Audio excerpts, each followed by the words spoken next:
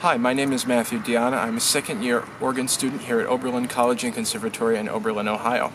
And I originally hail from Somerset, Massachusetts, about an hour south of Boston. I'm very lucky here at Oberlin to study organ with some of the wonderful instruments we have here and so many years of beautiful treasury of organ music that we have in our repertoires. And we're very lucky here at Oberlin to have one of the largest collections of organs in the entire world.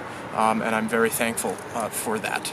I have been studying organ since I was 11 years old, and I grew up in a large Catholic cathedral where I took organ lessons as a young boy, and then decided that I wanted to make it a career. And after studying throughout high school with a few other teachers, I decided to make Oberlin my home for my undergraduate studies.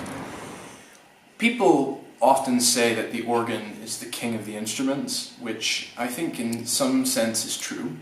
But I think one of the greatest things that has attracted me to the organ over the years is something very specific. You know, I remember being young and in the church and listening to the organist play, and at one point in the Mass it was very soft, and then at another point in the Mass it just completely opened up. And I think truly it's amazing how you can make sounds as soft as a little mouse scurrying around or as loud as a thunderstorm, and truthfully, I mean, you have such a dynamic range and such a range of power behind what you're playing, and really it's humbling and truly amazing what you can do with it. I often joke around that organists have one of the greatest and the worst jobs in the world.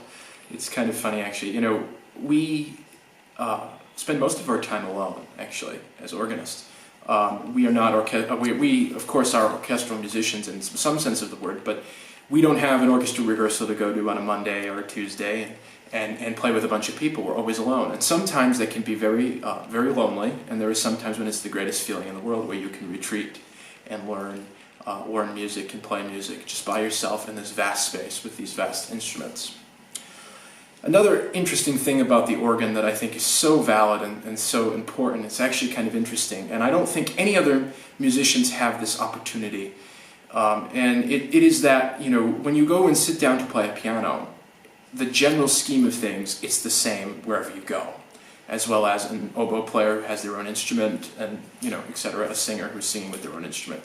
But with an organ, every single organ is totally different. There is not one single instrument in this country, in this world, that can truly be the same as another. And truthfully, going and sitting at these instruments, in learning about them, is like meeting a new friend. Every time you sit down, you're meeting a new instrument, you're meeting a new set of problems, you're meeting a new set of demands, you're meeting a new set of beauty, whatever that may be. It's an amazing gift for an organist to really see such a variety.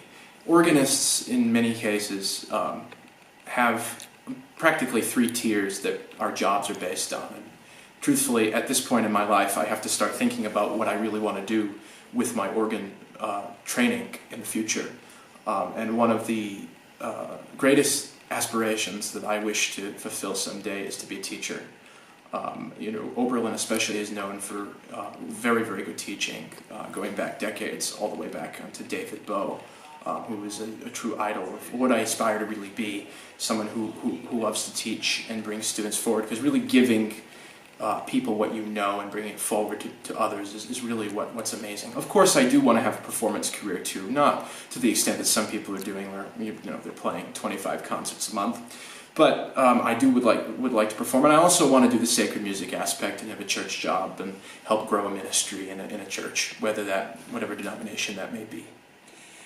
I think it's very important as a young person that we encourage our younger folks to be a part of something like the organ.